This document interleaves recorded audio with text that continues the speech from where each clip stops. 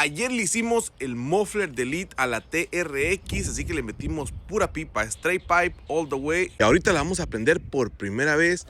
Son las 6 de la mañana. Yo pienso que ahorita ya no se va a enojar nadie de mis vecinos porque ya es de día.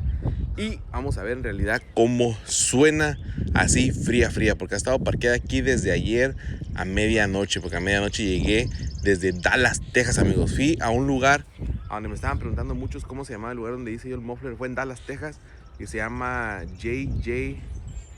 No sé si son JJ Mufflers o JNA Mufflers. Ahí debo ponerlos. Aquí abajo los voy a etiquetar, pues si ustedes quieren ir a hacer su muffler en Dallas, Texas. Que la neta se la rifaron y me quedó chida. Pero vamos a prenderla y a ver cómo suena. Tengo nervios. Miren, vamos a prender desde aquí afuera porque yo también quiero escuchar. Pero esperen, me voy a grabar otro clip diferente porque estoy grabando otros videos donde también necesito este clip. Así que déjenme grabo el clip.